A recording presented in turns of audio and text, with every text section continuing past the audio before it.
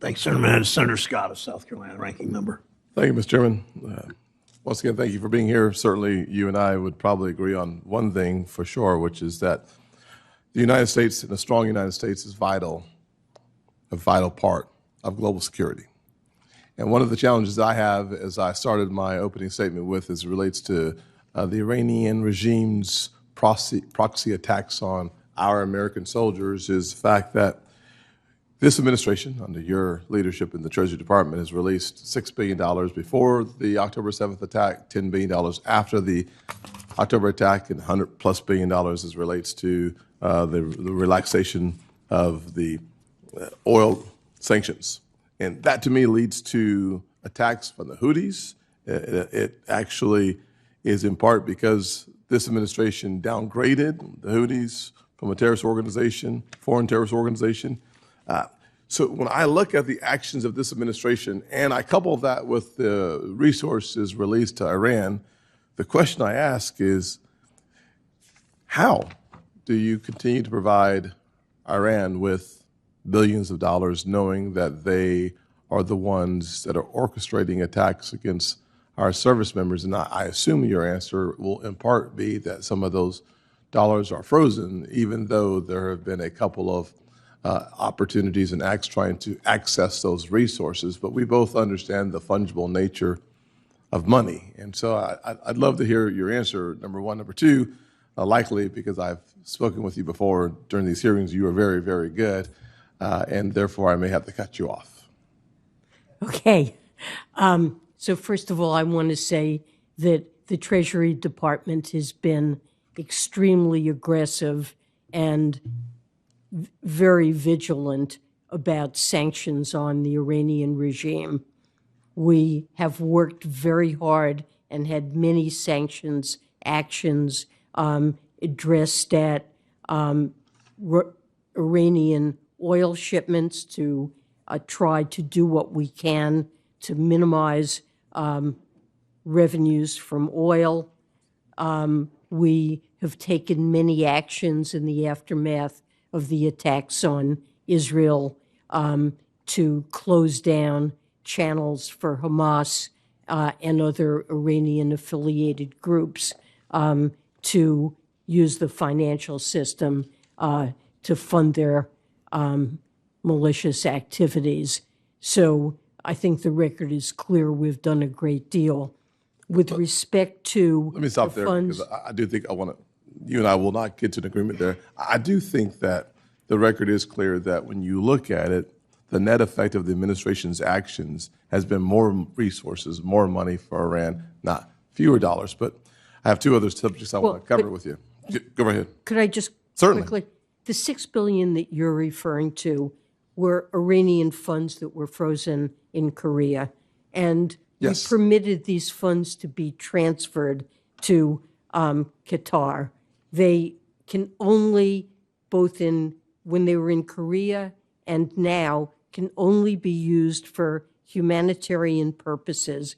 And there are strict controls to make sure that they are directed only at humanitarian purposes. Thank you. Let me and just not stop you there. $1. Mostly of it because is I have spent. very little time left, and the chairman is being very tough on us today as it relates to our time. So I will just respond by simply saying that if you give me $600 and I had a need, I would just use other money to deal with the need if you are trying to restrict the dollars. That's why I started the conversation with the fungible nature of dollars. But we do have another issue as it relates to the FSOC designations, the SIFI designations under FSOC. Under your direction, FSOC finalized guidance on a framework to evaluate non-bank financial firms for designation as a threat to our financial stability.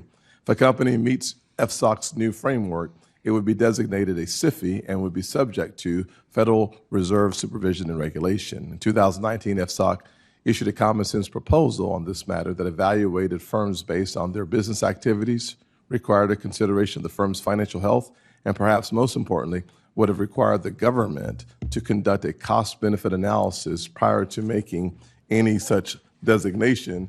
And recently, my understanding is that the way that you've restructured it, that no longer is the cost-benefit analysis necessary No longer do you use the activities-based approach. Instead, due to, as I quote, unpredictability of the financial crises, such an analysis is not reasonably estimable, useful, or warranted in this context. So when you eliminate actual standards that people can understand and you go to something far more flexible and subjective, I think it makes it even more difficult for companies to figure out when they are in threat and when they are not in threat of becoming a SIFI. I don't know if I have time to answer this question. The chairman likes you. Take your time when you're answering. No, the answer is proceed. We revised the 2019 guidance because it made it all but impossible to designate a firm as a SIFI and deprived FSOC of a tool that Congress in Dodd-Frank clearly intended for it to have. Dodd-Frank does not require a cost-benefit analysis. It could have required it. It chose not to require it, and for very good reason. And you just cited the reason, which is we're talking about some cost to an individual firm, and the benefit is a reduced probability of a devastating financial crisis like the one we had in 2008 that can deprive millions and millions of hardworking Americans and businesses of their livelihoods. And to try to assign a number to what that benefit is, even now, if you ask researchers what was the cost of the 2008 financial crisis, it was obviously huge, but to try to put a number on it is an artificial exercise, and it's clear that Dodd-Frank did not intend it. And with respect to an activities-based approach, the 2019 guidance said that there was a preference for an activities-based approach, and designation could only be used if an activities-based approach would not work. Thank you. And there is no preference here for designation. It is not a preferred approach. I certainly think of you as an expert at saying a lot, but let me just suggest that only the government thinks that figuring out the cost of something is unnecessary and determining the activities that lead to the threat is unnecessary. That, from a business person's perspective, is remarkable. Thank you, Senator Scott. Senator